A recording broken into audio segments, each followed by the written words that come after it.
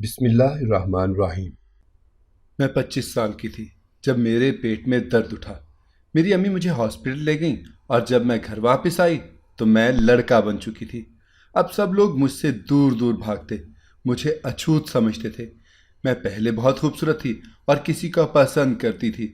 मेरी उससे शादी भी होने वाली थी। लेकिन मेरे साथ जब ये सब हुआ तो मेरी जिंदगी बदल गई। मैंने फैसला कर लिया कि मैं इस हकीकत से पर्दा उठा कर रहूंगी कि मेरे साथ ये सब क्यों हुआ। मैंने उसी हॉस्पिटल में किसी को पैसे दिए और अपनी फाइल मंगवा ली। और जैसे ही मैंने वो फाइल खोली मैं हैरान रह गई, क्योंकि मेरी ही माँ। मैंने पापा के कमरे में झांका तो पापा अपनी आरामदेह कुर्सी पर बैठे किताब पढ़ रहे थे। मैं पापा को देखकर मुस्कुराई। पापा मेरी कुल कायनात थे। मैं 6 साल की थी कि कार एक्सीडेंट में मेरी मामा दुनिया से चली गई। मामा के दुनिया से जाने के 5 साल के बाद पापा ने दूसरी शादी नहीं की। आखिर घर की बढ़ती हुई जिम्मेदारियों और ख़ानदान के दबाव में आकर पापा को दूसरी शादी करनी पड़ी।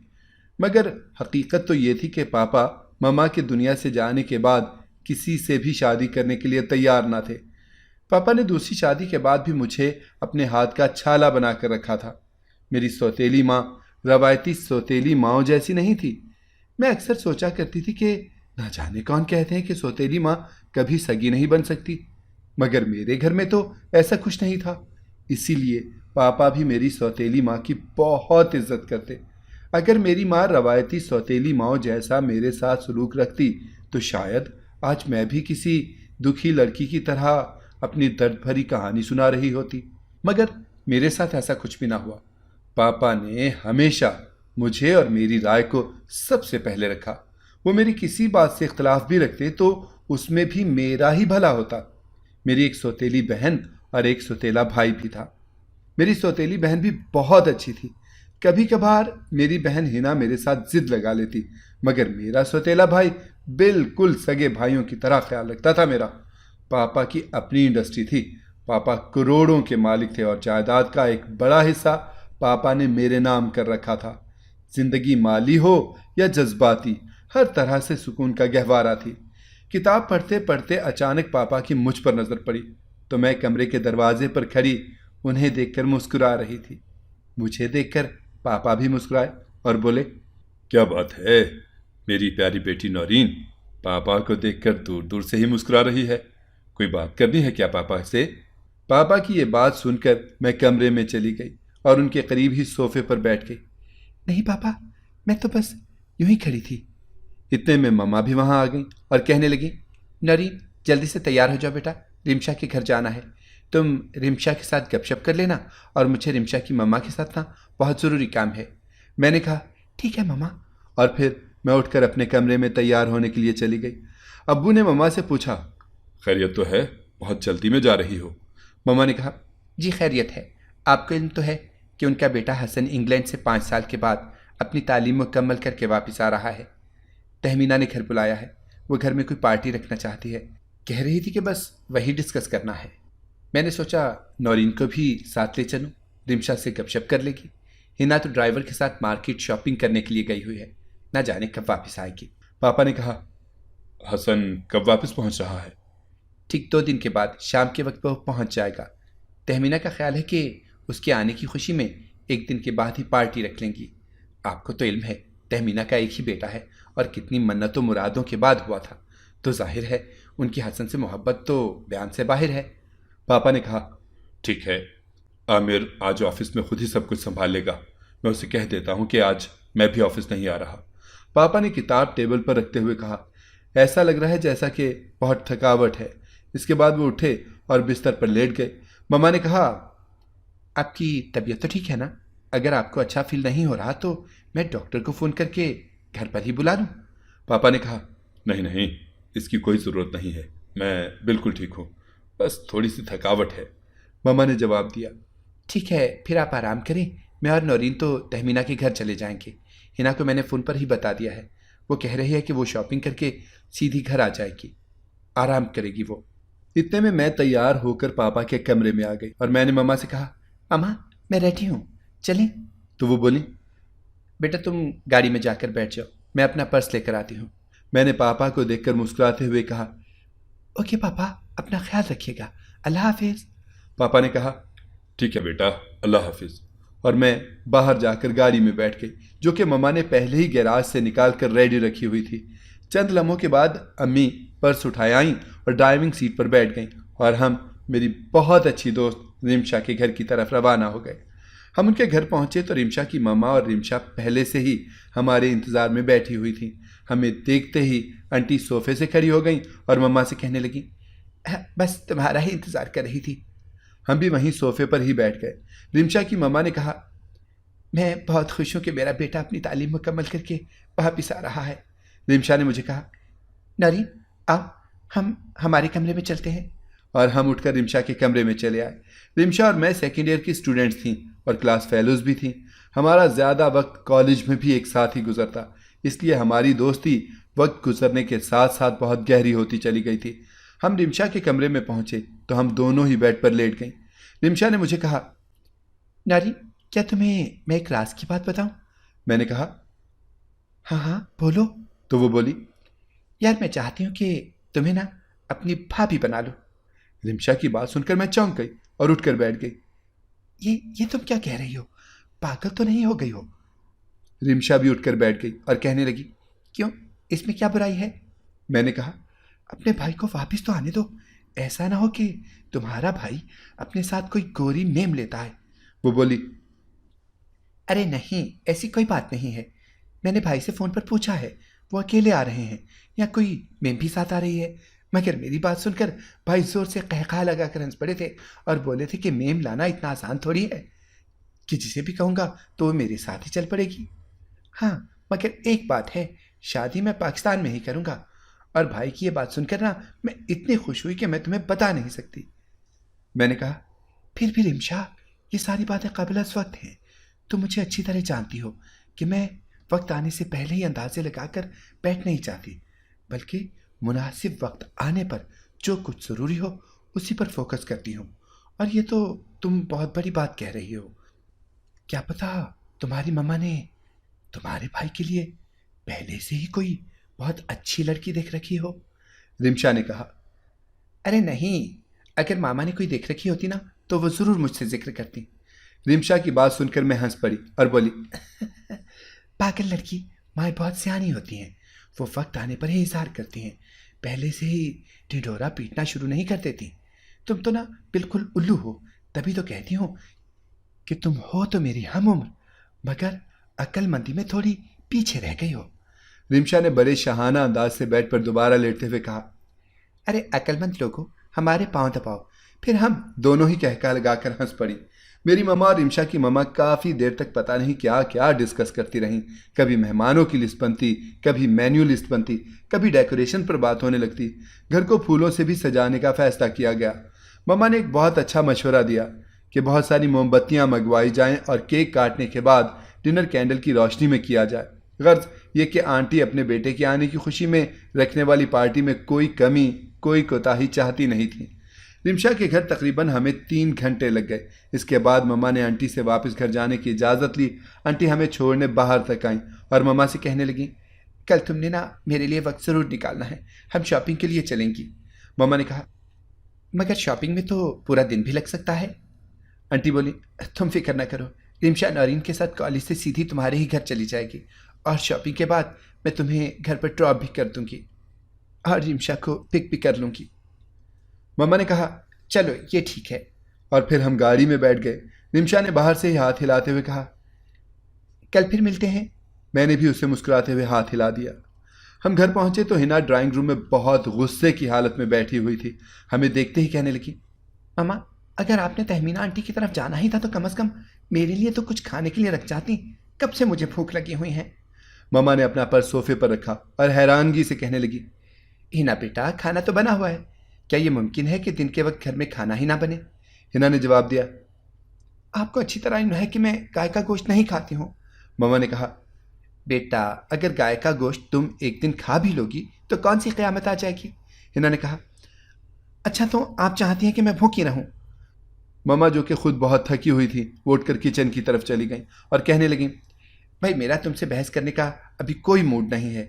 फ्रिज खाने पीने की चीज़ों से भरा पड़ा है, गोश्त खाना नहीं चाहती थी तो कुछ भी निकाल कर खा सकती थी। इसमें इतना मूड बनाने की क्या ज़रूरत है? तुम्हें अच्छी तरह पता है कि हमारे घर में हर वक्त मेहमानों का आना जाना रहता है, इसलिए मैं हर वक्त खाने पीने की चीज़ों से फ्रिज को भर कर रखती हूँ। मगर पता नहीं तुम किस बात से चिड़ी बैठी हो। ये कहते हुए अम्मी जब दोबारा किचन से वापस आईं तो उनके हाथ में बड़ी ट्रे थी और उसमें खाने के 3-4 आइटम मौजूद थे।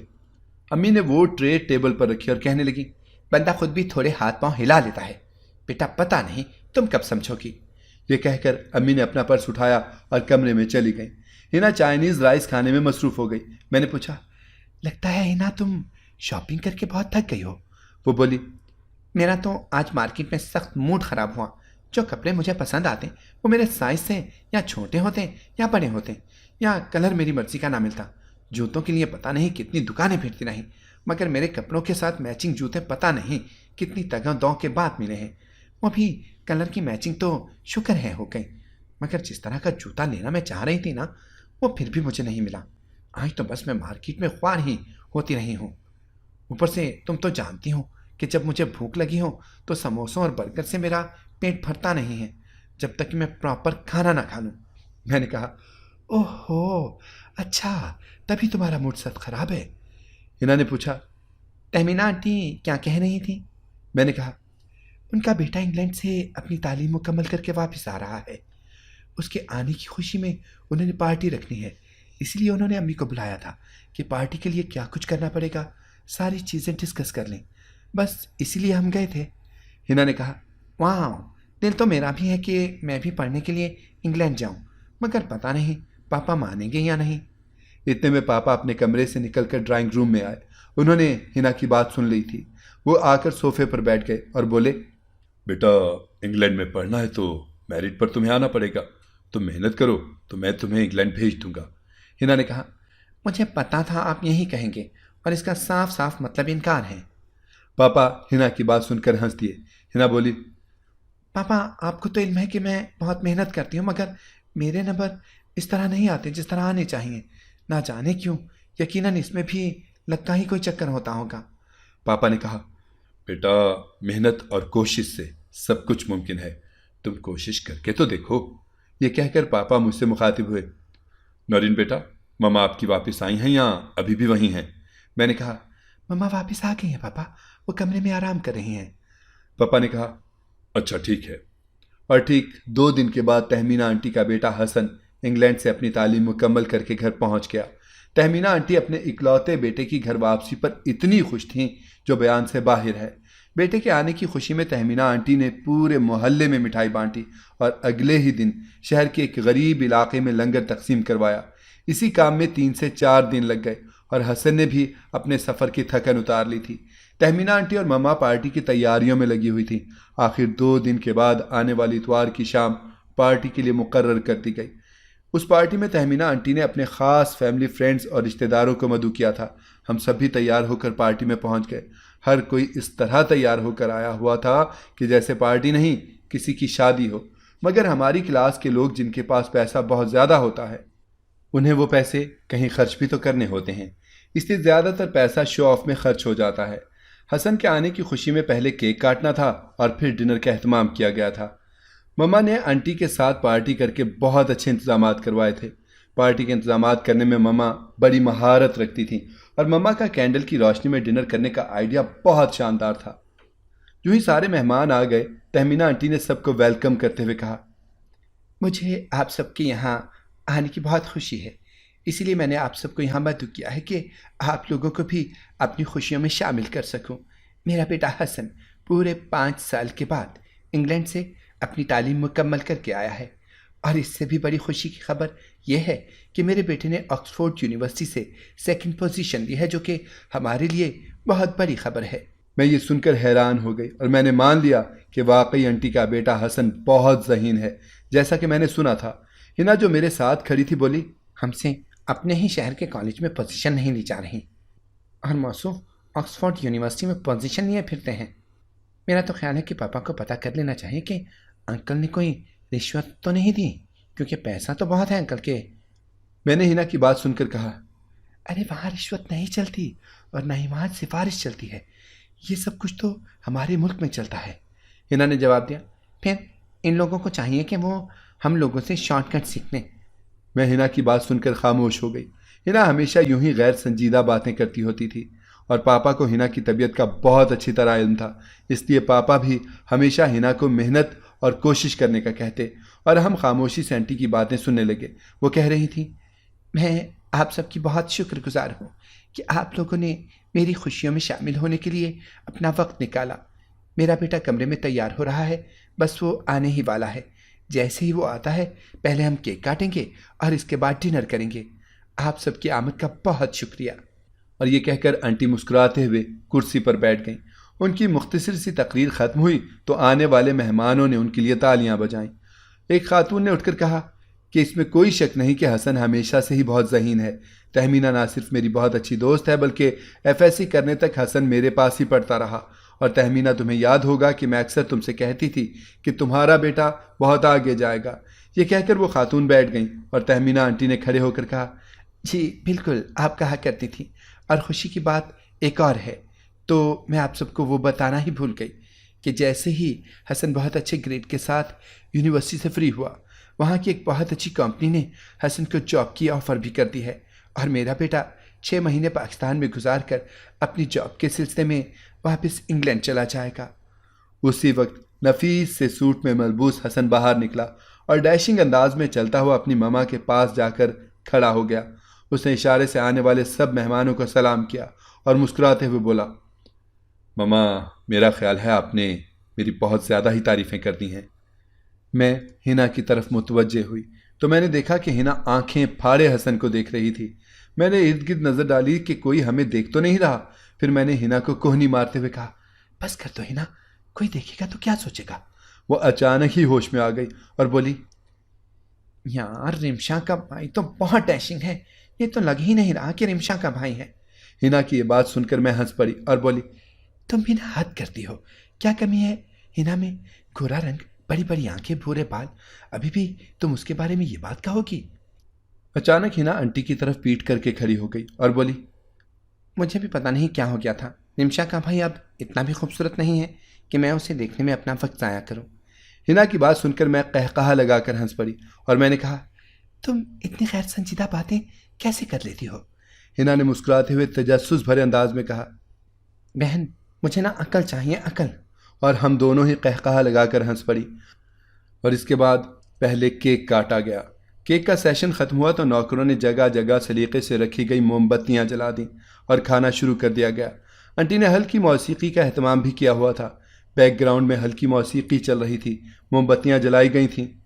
आंटी का लॉन वैसे भी बहुत बड़ा और खूबसूरत था। ऊपर से आंटी ने फूलों का एहतमाम भी किया हुआ था। जगह जगह ताज़ा फूलों के गुलदस्ते रखे हुए थे और फूलों की खुशबू हर तरफ फैली हुई थी। मामा ने इतनी अच्छी प्लानिंग की थी कि यहाँ आए हर मेहमान पर एक सहर तारी था और हर कोई की जाने वाली डेकोरेशन की तारीफ कर रहा था। बल्कि एक दो ने तो मामा से ये भी कह दिया था कि अगर वो पार्टीज़ की तैयारी के लिए की जाने वाली डेकोरेशन के लिए एक टीम बनाकर अपनी एजेंसी खोल लें तो वो दिनों में कामयाब हो जाएंगी। एक साइड पर बुफे तरतीब दिया गया था। मैं प्लेट में अपना खाना डालने के लिए गई तो हसन वहीं खड़ा अपनी प्लेट में सलाद डाल रहा था। उसने 2 कबाब और रशियन सैलिड अपनी प्लेट में डाली और मुझसे मुखातिब हुआ, बहुत खुशी हुई है आपको देखकर। मैंने चौंक कर उसकी तरफ देखा तो वो मुस्कुराते हुए बोला, रिमशा ने जितना आपके बारे में बताया था, आप तो उससे कहीं ज़्यादा खूबसूरत हैं। हसन का इतना दलेराना अंदाज मेरे लिए कुछ हैरान कुन था, मगर वो इंग्लैंड से पढ़कर आया था तो जाहिर है उसकी शख्सियत पर वहाँ का असर साफ नज़र आ रहा था। मैंने मुस्कुराते हुए कहा, जी बहुत शुक्रिया। उसने कहा, बस इतना ही? मैंने कहा, जी इतना ही। उसने कहा, वहाँ टेबल पर बैठकर बात करते हैं। और हम करीब ही टेबल पर बैठ गए और वो कहने लगा, हम पाकिस्तानी चाहे कितना ही अरसा बाहर क्यों ना रह लें, मगर जो अपनायत अपने मुल्क में महसूस होती है वो बाहर नहीं हो सकती। हिना अचानक ही वहाँ आन पहुँची और कुर्सी पर बैठते हुए बोली, अपनापन तो ढूंढना पड़ता है जनाब। अगर अपनापन अपने घर में ना हो तो अपना घर भी अपना कहाँ लगता है। हसन ने कहा, बात तो आपकी भी ठीक है, मगर अपना घर अपना ही होता है, कम से कम पराया तो नहीं हो सकता। हिना ने बेजारी से कहा, मुझे तो लगता है कि आप ऑक्सफोर्ड से नहीं, गालिब की शागिर्दी करके आ रहे हैं। हिना की यह बात सुनकर हसन कहकहा लगाकर हंस पड़ा और बोला, गालिब अगर जिंदा होता तो मैं उसकी शागिर्दी में ज़रूर जाता। हिना ने मुंह बनाकर कहा, लो जी, ऑक्सफोर्ड का पढ़ा लिखा ज़ाया कर दिया। हसन एक बार फिर कहका लगाकर हंस पड़ा और हिना उठकर चली गई। हसन मुझसे मुखातिब होकर बोला, क्या आपकी बहन हमेशा इसी तरह गैर संजीदा ही रहती है? मैंने कहा, वो बस ऐसी ही है। हसन के साथ वो पहली मुलाकात बहुत दिलचस्प रही। रिमशा ने हसन और मुझे करीब लाने में अहम किरदार अदा किया। ये बात गलत नहीं थी कि रिमशा भी अपने भाई की बहुत लाडली थी। पार्टी से अगले ही दिन रिमशा ने अपने भाई को कह दिया था कि वो मुझे अपनी भाभी बनाना चाहती है, मगर रिमशा को यह सुनकर बहुत हैरत हुई जब हसन ने उसे कहा, मैं भी नौरीन से ही शादी करना चाहता हूँ। तुम्हारी दोस्त बहुत समझदार है और खूबसूरत भी है, तो मुझे बाहर लड़कियां ढूंढने की क्या ज़रूरत है जब तुमने ही मेरे लिए इतनी अच्छी लड़की ढूंढ कर रखी हुई है। ये सुनकर रिमशा से तो रहा ही ना गया और उसने उसी वक्त मुझे फ़ोन कर दिया। मैं न कहती थी कि भाई तुमसे ही शादी करने के लिए फ़ौरन राज़ी हो जाएंगे। मैं अभी उसकी बात पूरी तरह समझ ही नहीं सकी थी कि उसने फ़ोन बंद कर दिया और उसने अपनी मम्मा को सारी बात बताई और कहने लगी, मम्मा आप जल्द अज जल्द नौरीन का रिश्ता मांग करना, शादी की तारीख रखते हैं। हम दोनों ख़ानदान एक दूसरे को बहुत अच्छी तरह से जानते थे और आपस में एक दूसरे के लिए बहुत खुलूस और मोहब्बत भी था, इसलिए तहमीना आंटी को भी इस रिश्ते में कोई मुज़ायक़ा नहीं लगा और वो उसी दिन शाम को हसन के साथ हमारे घर में मेरा रिश्ता मांगने के लिए चली आईं। पापा तो जैसे इंतज़ार में ही बैठे थे, उन्होंने इस रिश्ते के लिए हाँ कर दी। सबसे ज़्यादा मेरी दोस्त खुश थी, मगर मैं भी खुश थी क्योंकि कहीं ना कहीं मैं भी हसन की ज़हानत और उसकी शख्सियत से मुतासिर थी। हसन और तहमीना आंटी रात का खाना खाने के बाद हमारे घर से वापस चले गए और मैं अपने कमरे में मुस्तकबिल के ख्वाब सजाए ना जाने क्यों हसन को ही सोचे चली जा रही थी। एक दो बार तो दिल ने कानों में सरगोशी की कि बस कर दे उसके बारे में सोचना, और फिर मैं खुद को समझाने लगती। चंद ही लम्हों के बाद मैं फिर हसन के बारे में सोचना शुरू कर देती। उफ़ अल्लाह, ये मुझे क्या हो रहा है। मैंने अपना तकिया उठाया और अपने चेहरे पर रखकर बिस्तर पर लेट गई। मम्मा और पापा अपने कमरे में मौजूद थे। मम्मा ने पापा से कहा, आपने हाँ करने में जल्दी नहीं करती? पापा ने हैरान होकर कहा, मेरा तो ख्याल है कि तुम तहमीना को बहुत अच्छी तरह जानती हो और हमारा उनके साथ पिछले 15 साल से ताल्लुक़ है। फैमिली और लड़का दोनों देखे हुए हैं, नौरीन और हसन का जोड़ भी बनता है, तो मुझे तो इनकार या सोचने की कोई वजह नज़र नहीं आती। क्यों, तुम्हें कोई एतराज़ है? मामा ने कहा, जी नहीं, मुझे कोई एतराज़ नहीं है, मगर मैं तो बस ये कह रही थी कि बंदा हाँ करने से पहले मशवरा कर ही लेता है। पापा ने जवाब दिया, अरे भाई, मुझे क्या पता था कि तुम ऐसे नाराज़ होने लगोगी।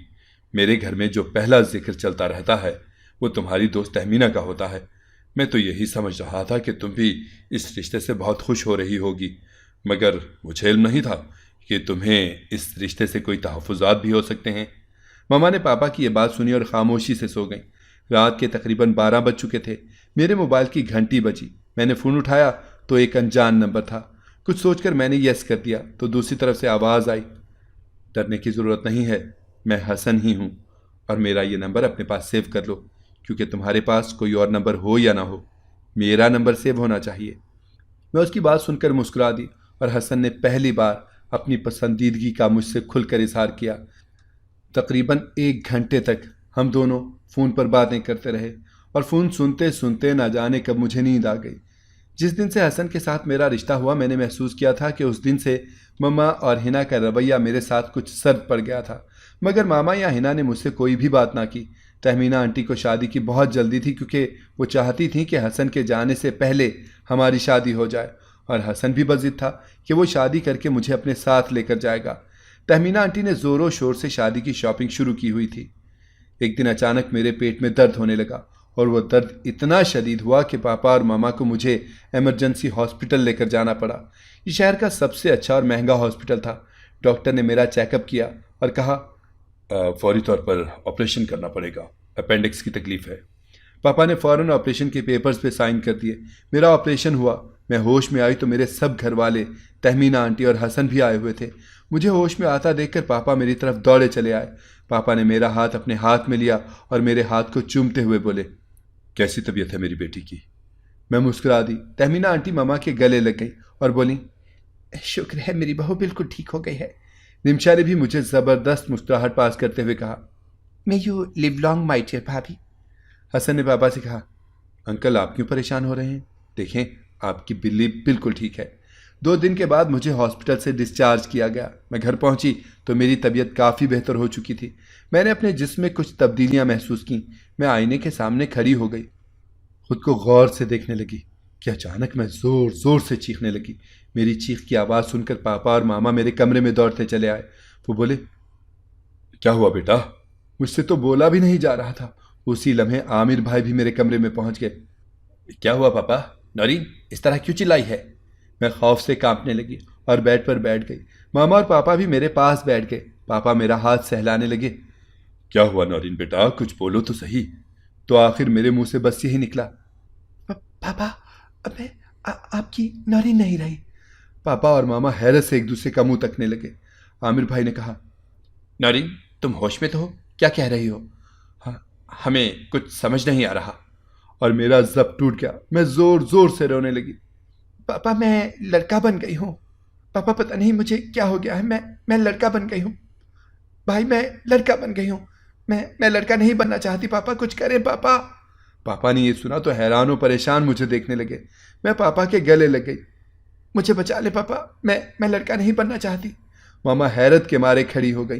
किसी को समझ नहीं आ रहा था कि ये क्या हो रहा है। आखिर कुछ दिन के बाद मेरे जिस्म में लड़का बनने की वाज़ेह तब्दीलियां आने लगी। पापा मुझे उसी हॉस्पिटल में लेकर गए, उसी डॉक्टर के पास जिसने मेरा ऑपरेशन किया था। वो खुद ये सुनकर शॉक्ड हो गया। आखिर हम वहाँ से मायूस लौट आए। तहमीना खाला रिश्ता ख़त्म करने के लिए गौर व फिक्र करने लगी। हसन भी मजबूर था। वो रिश्ता ख़त्म नहीं करना चाहता था, मगर वो खुद परेशान था क्योंकि इस मसले का कोई हल नज़र नहीं आ रहा था। आखिर एक दिन मैं हॉस्पिटल गई। रुपए पैसे की कमी नहीं थी। मेरा दिल कह रहा था कि मेरे साथ जो कुछ हुआ है इसी हॉस्पिटल में हुआ है। हॉस्पिटल में मुझे वही नर्स मिल गई जो ऑपरेशन के वक्त मेरे पास थी। आज डॉक्टर नहीं आया था, वो छुट्टी पर था। नर्स ने मुझे देखा तो अनजान बनकर एक तरफ तेज तेज चलने लगी। मुझे उस पर शक हुआ। मैं उसकी तरफ भागी। आखिर एक कमरे में मैंने उसे पकड़ लिया। वो बहुत घबराई हुई थी। मैं समझ गई कि कोई बात तो है जो ये जानती है। पहले तो मैंने उसे धमकी दी कि मुझे सब कुछ मालूम है, मगर फिर मैंने कहा, अगर तुम मुझे हकीकत बता दोगी ना तो मैं तुम्हें बहुत सारे पैसे दूंगी और किसी पर कुछ भी जाहिर नहीं करूंगी। ये सुनकर उसे हौसला हो गया। मैंने उससे ऑपरेशन की फाइल मंगवाई तो उसे देखते ही मेरे पैरों तले से ज़मीन निकल गई कि मामा ने डॉक्टर को मुंह मांगी रकम देकर उसे मेरी जिन्स चेंज करने का ऑपरेशन करवाया था। मैंने नर्स को बहुत सारे पैसे दिए और आमिर भाई और अब्बू को फ़ोन कर दिया कि वो घर पहुँचें, एमरजेंसी है। अब्बू और आमिर भाई भी घर पहुँच गए। मैंने तहमीना आंटी और हसन को भी बुला लिया। मैं घर पहुँची तो सब वहाँ मौजूद थे। मैंने वो फाइल टेबल पर रख दी और पापा से कहा, पापा, हकीकत खुद अपनी आंखों से देख लें। वो फाइल बारी बारी सब ने देखी और घर में एक कोहराम मच गया। पापा तैश में आ गए और वो मामा को तलाक देने ही लगे थे कि तहमीना आंटी ने उन्हें रोक दिया। दरअसल हिना हसन को पसंद करने लगी थी और जब हिना ने मामा पे प्रेशर डाला तो आज मामा ने यह साबित कर दिया कि बिला आखिर वो सौतेली माँ ही हैं। मामा ने सोचा कि इस तरह मेरा और हसन का रिश्ता ख़त्म हो जाएगा और वो हिना और हसन की शादी करवा देंगी। हसन ने कहा, मैं नौरीन को अपने साथ इंग्लैंड लेकर जाऊंगा और वहाँ के अच्छे सर्जन से नौरीन का इलाज करवाऊंगा। आज मामा और हिना मेरी नज़रों में इस कदर गिर चुकी थीं कि मैं दोबारा इस घर में वापस नहीं आना चाहती थी। मुझे आज पहली बार अपनी सौतेली माँ से नफरत हो रही थी। अगर आपको हमारी कहानी पसंद आई है तो हमारे चैनल को सब्सक्राइब करें, लाइक करें, शेयर करें और बेल आइकॉन प्रेस करना ना भूलिएगा ताकि हमारी हर आने वाली वीडियो आपको बर वक्त मिल सके।